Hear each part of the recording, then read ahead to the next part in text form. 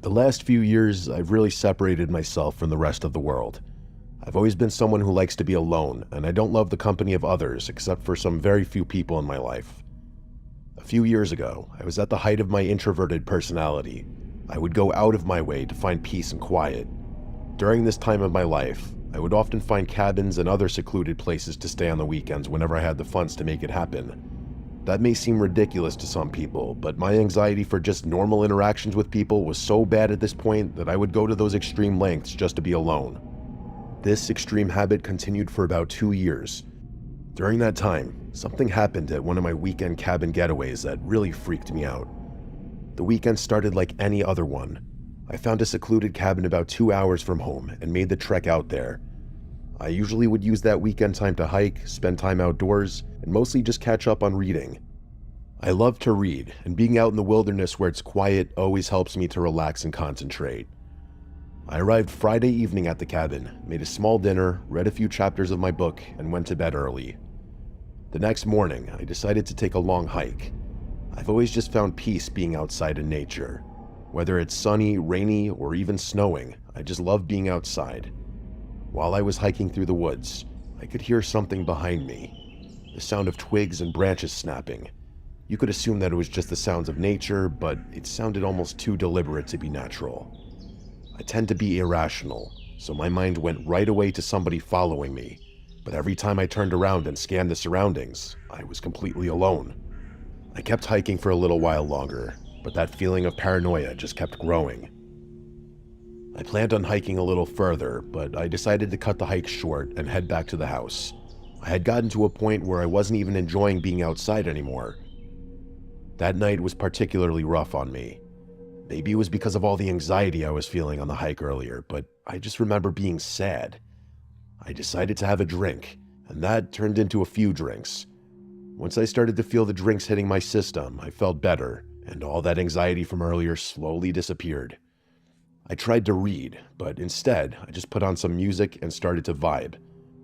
Around 11 that night, I thought I heard a knock at the door. I turned the music off and made my way to the door. The front door was a heavy wooden door with 2 rectangular windows set into it. I looked outside and saw nothing, so I walked away, and before I could sit back down, I heard another knock at the door. I went back over to look out, and this time, someone was standing there, but it was too dark to make out any details. Before I said anything, I turned on the front light, which mostly illuminated the man standing out there. He didn't look scary or disheveled. It was the opposite of that.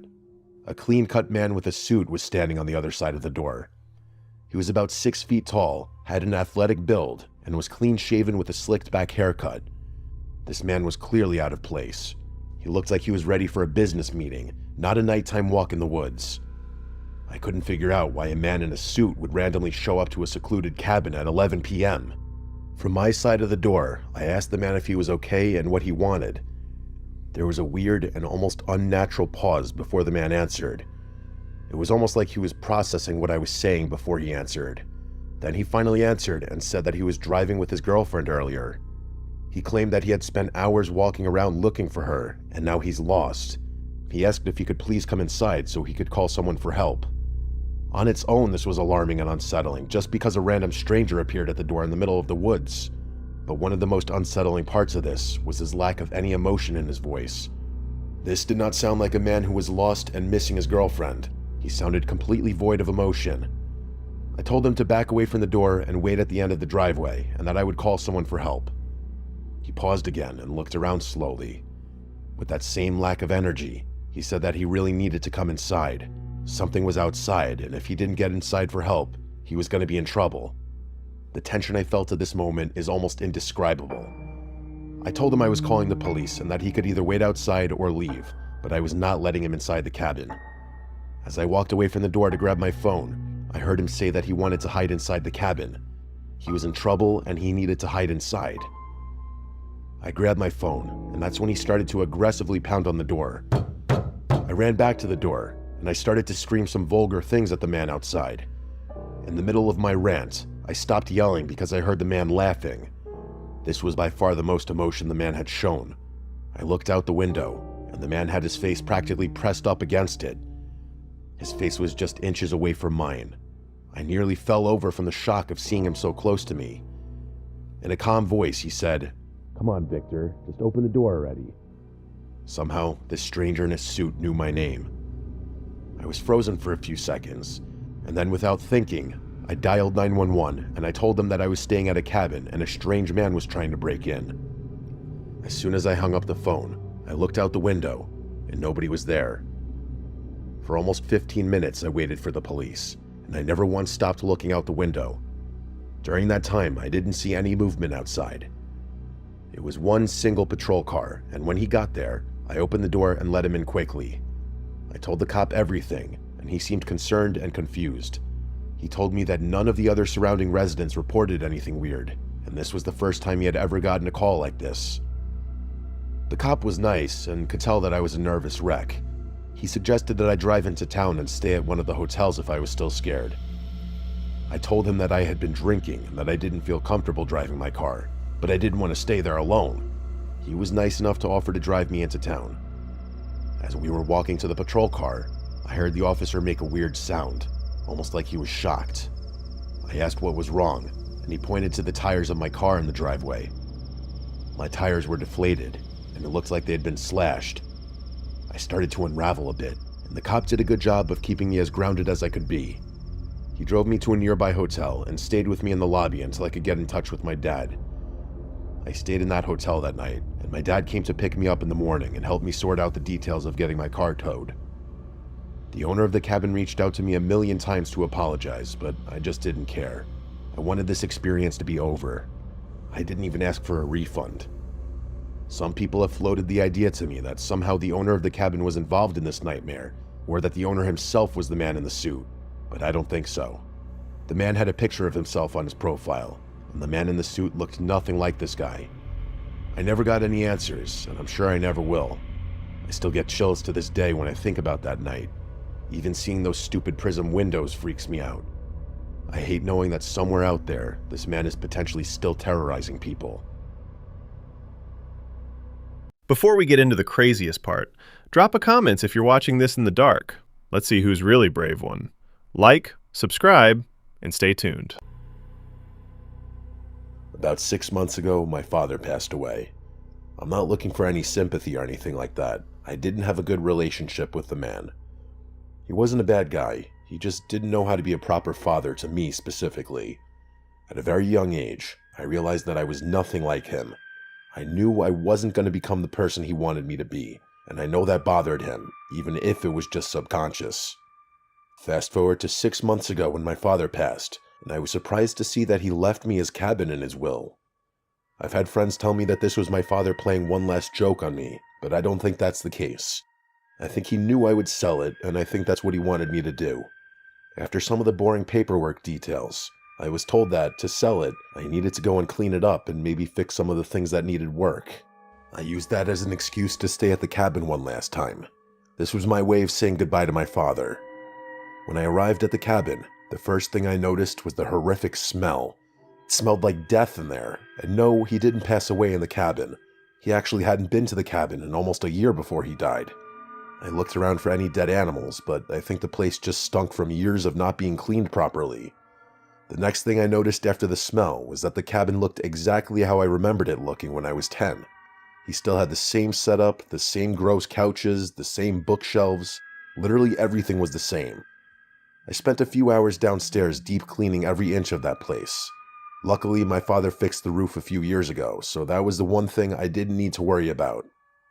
While I was going over my checklist of things I wanted and needed to do, I kept hearing noises coming from above me, like the sound of rustling and movement. That's when I remembered that he had an attic in this cabin. Attic might be a stretch. It's really like a mix of an attic and a crawl space, almost like it doesn't know exactly what it wants to be.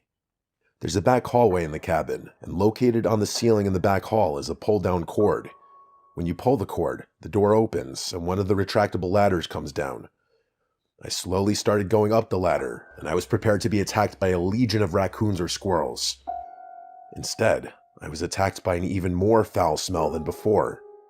I started to cough from the horrible smell in the attic. After my coughing spell, I looked around and was disgusted.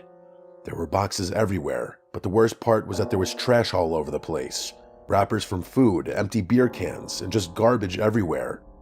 I knew my dad was not the cleanest person, but I also didn't think my dad was this messy and disgusting. I picked up some of the trash, but I only stayed up there for a little bit. The smell was horrible, and I was tired from cleaning downstairs. I wasn't mentally prepared to go through all the boxes and deal with the upstairs at that moment. I took out a bunch of trash and decided that I would clean upstairs tomorrow. Not long after, I went to bed. I put some of my clean sheets on his bed and slept in his old room. I woke up during the night because I thought I heard the sound of rustling again. I started to think that maybe the walls had some kind of animal infestation. That would explain why I kept hearing movement, and if animals were living in the walls, maybe animals were also dying in the walls, and that would explain the smell. The only problem with my theory was that the sounds I kept hearing were clearly coming from above my head in the attic. Since I wasn't sleeping very well, I decided to plug my nose and go check it out. When I got to the back hall, I noticed that the attic door latch was open and the ladder was hanging down. I thought that was weird, but totally possible that I didn't shut the door all the way, and maybe the wind or raccoons knocked it down. When I went to latch the door, I noticed another snack food wrapper on the ground at the base of the ladder. I couldn't believe there was more trash. I picked it up, stormed into the kitchen angrily, and threw the trash away. I grabbed a water bottle, went to the living room, and sat on the couch. It was dark in the living room, and I knew I wasn't going to fall asleep again, so I decided to stay awake. He had a small end table next to the couch with a little lamp on it. I turned on the lamp, and it wasn't very strong. It was a low orange light, but it was enough for right now. Just enough so I didn't have to sit in complete darkness. I started to think about my father. Then I started thinking about my father in this cabin. I was thinking to myself, why would he ever hang out in that nasty, dirty attic when he has the entire cabin to himself? Even though the cabin was disgusting, it was a lot nicer than a dirty attic. While I was sitting there, I looked over to the corner of the room, and I saw something weird. It looked like a blanket covering something next to the recliner. That alone wouldn't be weird. What was weird is that I cleaned that entire downstairs earlier, and I don't remember a blanket covering anything. I slowly got up and started to approach the blanket. I froze in my tracks. I was a couple feet away from the blanket, and I noticed something that looked like the bottom of a boot protruding from the blanket. I slowly took a step back and tried to focus my eyes in the mostly dark room. I was staring right at the blanket, and I watched the entire blanket shift. It was clear to me that someone was under this blanket. I wasn't hearing animals earlier. I was listening to the sound of a person moving around. I stood there for a second, just watching the blanket. The more I stared at it, the more I realized how obvious it was that a person was hiding there. I could clearly see the blanket moving up and down from whoever was breathing underneath the blanket. I didn't want to find anything else out about this person. I slowly retreated to the kitchen, grabbed my phone and keys, and sprinted out of the cabin. I ran to my car and started it, and started backing down the long driveway. While I was backing out, I looked up and saw a scary-looking, mangy man run out the door. He didn't chase my car or anything, he just ran outside and stood in front of the cabin. I called the local police department and reported this to them. They told me that because my father hadn't been living in the cabin for some time, some random person probably moved in there for warmth, and when nobody ever came to the cabin, he probably just stayed. Judging by the smell, he figured that the man was probably there for at least a year, which makes sense because my father hadn't been to the cabin in a while before he passed away. By the time the police showed up, the man was gone. I have no other information about who the man was, where he came from, or where he went. I don't think he intended to hurt me unless he had to. He clearly had a lot of chances and didn't do anything, but it doesn't change the fact that I was sitting next to a strange man who had been living in filth in my father's attic. I never took another step inside that cabin after that night. I hired someone to clean it out without even telling them. Maybe that makes me a jerk. They got rid of everything inside, and I sold it as is. I hope whoever owns the cabin now is as happy as my father was in that place, and that they never have to deal with a surprise visitor.